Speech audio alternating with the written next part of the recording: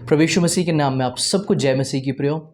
और जैसा मैंने आपसे वादा किया था और जैसा कहा था कि हम एक नई वीडियो के साथ और एक नए विषय के साथ एक बार फिर से हम एक दूसरे के सामने रूबरू होंगे।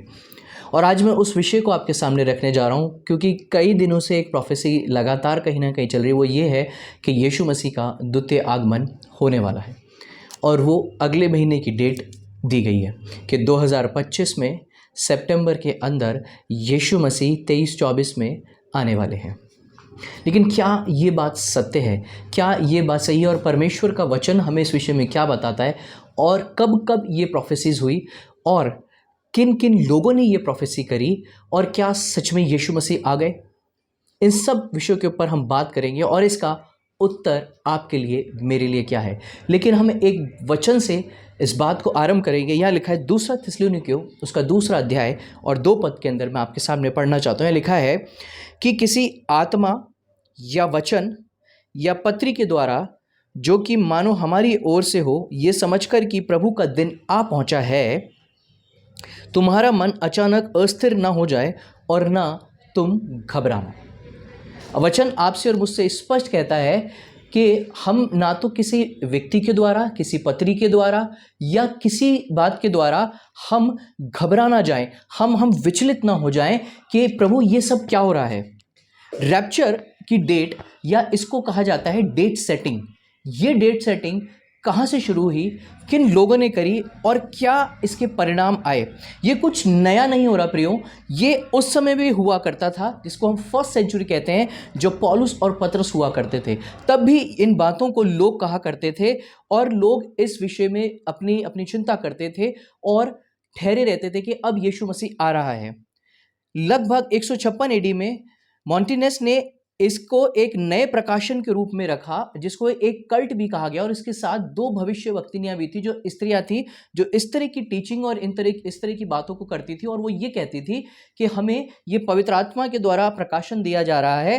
ये दोनों स्त्री और ये लोग मिलकर कि ये लोग इस बात पर सहमत होते थे कि अब यीशु मसीह का आगमन होगा, अब यीशु मसीह का आगमन होगा क्योंकि प्रभु का आत्मा हमें ये सब बातें बता रहा है। इन्हीं के द्वारा जो है जिब्रिश भाषा भी हम देखते हैं निकली। और इनकी शिक्षा क्या थी?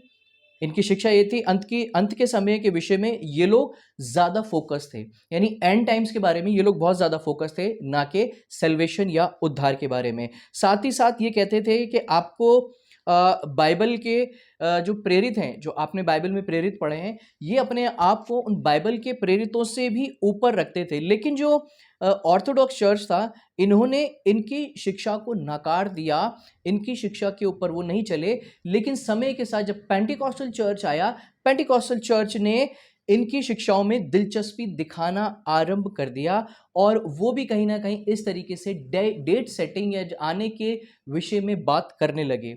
हिप्पोलाइटस ने भी कहा कि यीशु कब आ रहे हैं, 200 एडी में था, उन्होंने कहा कि 200 एडी में आ जाएंगे। एक ने कहा कि 500 एडी में यीशु मसीह आ रहे हैं।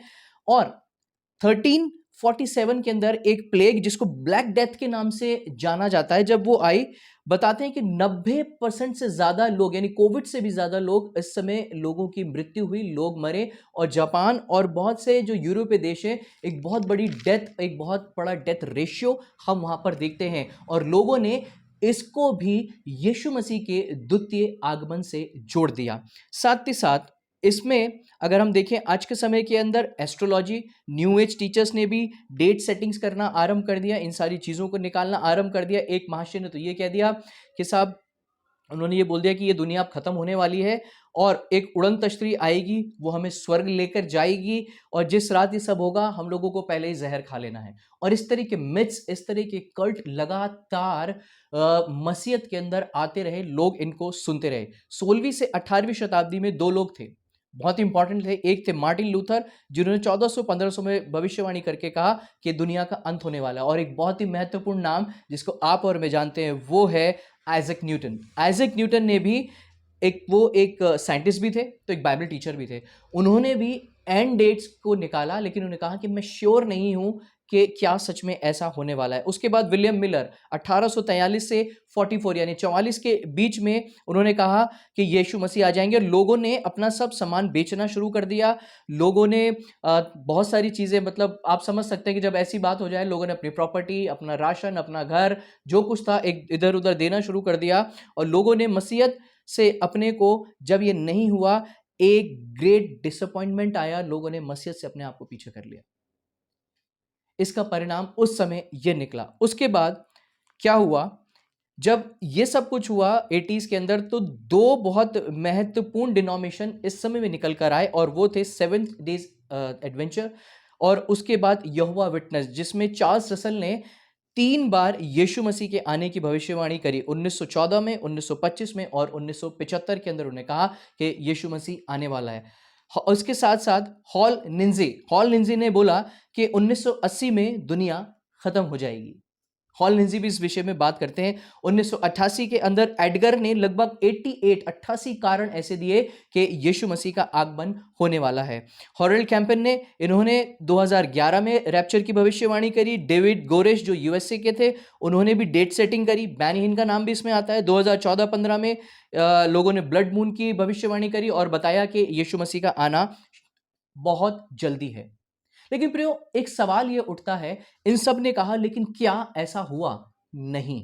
लेकिन उसका परिणाम बहुत बुरा हुआ। लोग विश्वास से हटे, लोग विश्वास से पीछे चले गए। एक और चीज बड़ी महत्वपूर्ण थी, क्यों सितंबर और अक्टूबर की डेट को ये लोग मेंशन करते हैं? इसके पीछे कारण क्या है? आमोस 8-9 के अंदर जब हम देखते हैं कि वहां पर यीशु मसीह ने बात करी उनके पर यहोवा के दिन के विषय में बात करी। यहोवा के दिन के विषय में योएल 2:31 में बात हुई। वहां सूरज और चंद्रमा जो है वो लाल हो गया, उसके विषय में बात की गई। और इन सारी बातों को देखते हुए ये एक प्रोफेसी को निकालते हैं और वो ये कहते हैं कि अब जो है एंड टाइम आने वाला है, एंड टाइम होगा। लेकिन क्या वास्तव में हम देखते हैं कि एंड टाइम हो रहा है? 3 ऐसे महत्वपूर्ण कारण थे जिसके ऊपर ये सितंबर और अक्टूबर की डेट निकालते थे। पहला जो कारण था वो था feast of trumpet. Feast of trumpet जो कि सितंबर और अक्टूबर में आता था, ये जिसको कहते थे द फीस्ट ऑफ शोफार भी ये लोग बोलते थे, जो लेवी व्यवस्था उसके 23 अध्याय 23 से 25 के अंदर हम लोग देखते हैं।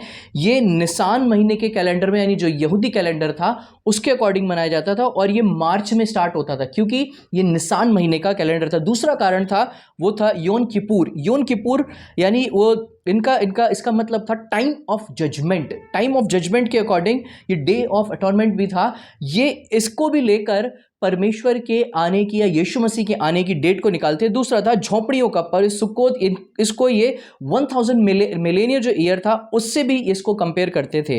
ये इनका आधार था डेट या तारीख निकालने का, जिसके बारे में ये लोग बार बार कहते आ रहे थे और आज तक इस बात को कहते आ रहे हैं। लेकिन परमेश्वर का वचन यीशु मसीह ने हमसे क्या कहा? यीशु मसीह ने कहा कि उस दिन या उस समय या उस घड़ी को कोई नहीं जानता, केवल पिता जानता। और ये लिखा है मत्ती के 24 अध्याय और 36 पद के अंदर कि उस घड़ी या उस समय को कोई नहीं जानता प्रियो, कोई नहीं जानता, केवल परमेश्वर जानता है। तो क्या ये बातें सच्ची हैं? क्या ये बात सही है? नहीं।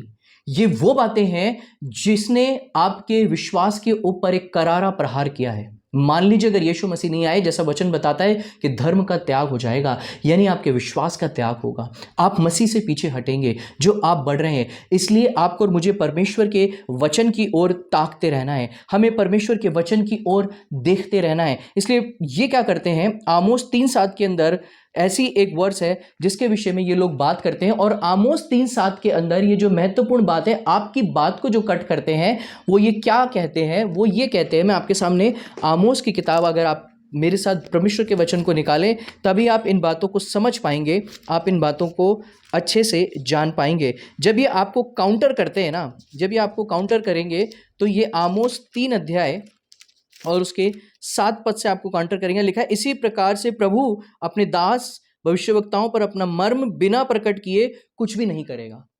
पर ये तो पुराने नियम की बात है ना। यीशु मसीह ने कहा, देखो मैं तुम्हारे लिए सब कुछ पूरा कर देता हूं। प्रकाशित वाक्य की किताब हमें बता रही है, मत्ती का 24वां अध्याय हमें प्रभु के बारे में बता रहा है। पौलुस ने हमें प्रभु के आगमन के विषय में बताया कि वो कैसे आएंगे, कब आएंगे। लेकिन ये इस वर्ष को जब आप उनको काउंटर करते हैं, ऐसे लोगों को इस वर्ष को खोलकर वो आपको जवाब देते हैं, लेकिन ये सत्य नहीं है। यीशु मसीह का आगमन केवल और केवल ना स्वर्गदूतों को पता है, ना पुत्र को पता है, केवल पिता को मालूम है। मैं विश्वास करता हूँ कि जब आप प्रभु में बढ़ेंगे, इन मिथ्या बातों को, इन चीज़ों को प्रभु के वचन से चेक करें, प्रभु के वचन में खोल के देखें क्या ये सही है या गलत है। निश्चय यीशु मसीह आएंगे। यीशु मसीह ने आपके लिए, मेरे लिए उस क्रूस पर हमारे पापों के लिए जान दी, वो मारा गया, गाड़ा गया, तीसरे दिन मुर्दों में से जी उठा और आपको मुझे फिर से लेने के लिए आने वाला है। प्रभु आप सबको आशीष दे। May God bless you all and thank you.